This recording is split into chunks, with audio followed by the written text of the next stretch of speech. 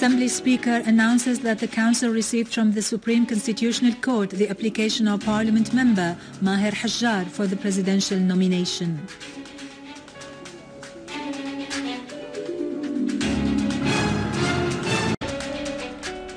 Syrian Arab Army takes control of Jeb Al Jandali in Homs and clears it of terrorists. Moscow seeks an investigation into the involvement of the American Creston Company in the latest events in the Ukraine.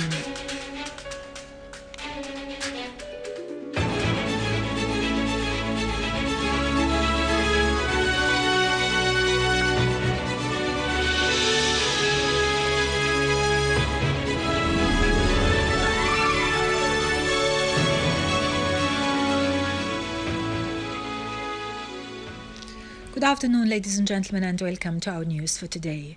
People's Assembly Speaker Muhammad Jihad al-Laham has declared that the Assembly has received from the Higher Constitutional Court Assembly member Maher Abdul-Hafiz Hajjar's nomination application for the post of President of the Syrian Arab Republic.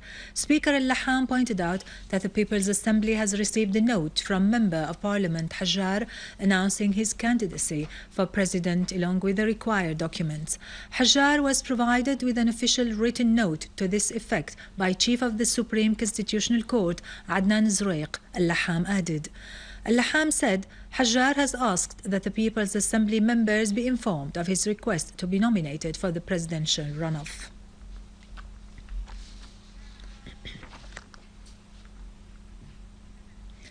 Hajjar holds a diploma in higher studies from the Faculty of Letters and Human Sciences from Aleppo University.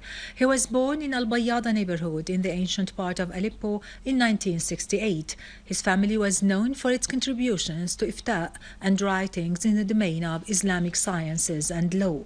At an early age, in 1984, he joined the Syrian Communist Party. Later, in the same year, he became secretary of the Intellectual Bureau of the Regional Committee in Aleppo. He left the Syrian Communist Party in 2000 and formed a provisional leadership for the communists in Aleppo. In 2003, he founded, together with a number of communist leaders, the National Committee of the Syrian Communists Unity. He remained one of its leaders till 2011, when the party changed its name to be the Popular Will Party. He occupied the post of the party's secretary. In 2007, he ran the elections of the People's Assembly for Aleppo City and failed. He officially protested the results of the elections. In 2012, in the middle of the Syrian crisis, Hajjar again nominated himself for the People's Assembly membership for the city of Aleppo within the list of the Popular Front for Change and Liberation and won. He was second in getting the largest number of votes from among the city's independent candidates. Maher Abdul-Hafiz Hajjar is married with one daughter.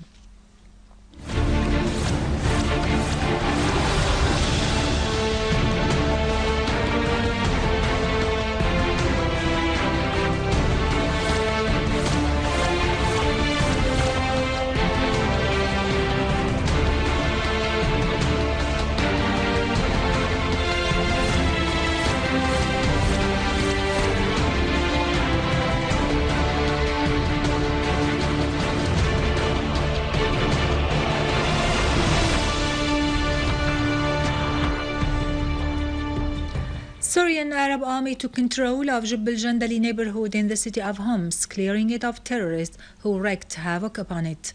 Units of the Syrian Arab Army regained control of Jeb Al Jandali following fierce clashes with armed terrorist groups who broke into the neighborhoods of ancient Homs to attack ordinary citizens. The terrorists planted explosives inside buildings and destroyed properties of ordinary citizens.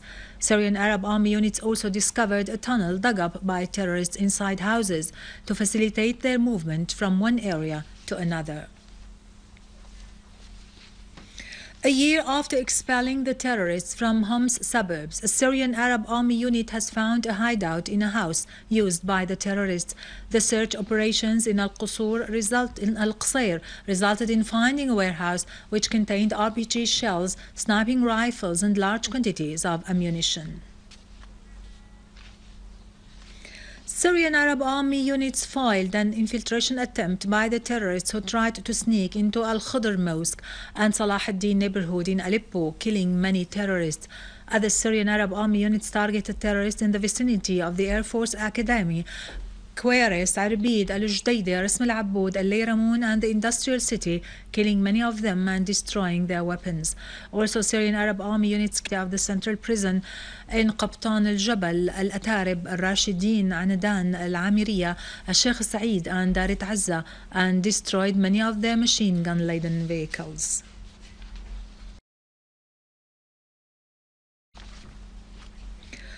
A Russian airplane carrying humanitarian assistance to the Syrian people arrived in Al-Basel airport in Latakia, carrying 34 tons of different food supplies, medical equipment, clothes, tents and other materials presented as a gift by the Russian people and government as well as the Armenian community in Russia to the Syrian people.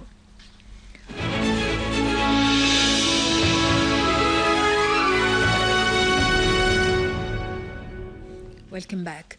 In Egypt, terrorists assassinated Major Colonel Ahmed Zaki of Central Security Department using an explosive device planted underneath his car in front of his house in the capital, Cairo. Egyptian sources said the terrorist explosion also wounded 2 soldiers. Yesterday, explosion experts detonated 2 devices in Al-Gharbiya and Al-Jiza governorates, one planted inside a court and the other near Virgin Mary Church. Egyptian security officers arrested a gang specialized in manufacturing weapons in Al-Gharbiya governorate. Russian President Vladimir Putin said that a united system of naval bases for ships and next-generation submarines will be created in the Arctic to defend Russia's interests in the region. At a Russian Security Council meeting, Putin renewed Russia's emphasis on developing the Arctic, urging the government to provide full state funding for the socio-economic development of the Russian Arctic in order to protect Russia's security and economic interests, particularly from the terrorists and the foreign threats. Based on the guidance of Putin to strengthen the army's presence in the Arctic region, the Russian Defense Ministry announced plans to reopen airports and ports in the new Siberian islands, in addition to opening 6 runways on the continental part of the Arctic. Finally, Russian Foreign Minister Sergei Lavrov said that Moscow will conduct an investigation into the involvement of the American Creston Security Company in the latest events in the Ukraine. Lavrov called for cancelling orders issued by the Ukrainian authorities to use force against eastern Ukraine, in addition to disarming militant groups and releasing citizens arrested by Ukrainian police. For his part, U.S. Secretary of State John Kerry announced that Ukrainian authorities had issued the necessary measures to implement these steps without offering any proof in this regard. Meanwhile, head of the Council for International Affairs, Igor Ivanov, said that the United States is using the Ukraine as a toy to fulfill its own strategic objectives.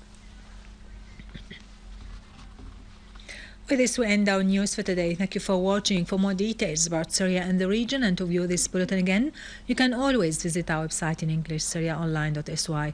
Now to latest business and market news with Vani Gunjan, but after a short break.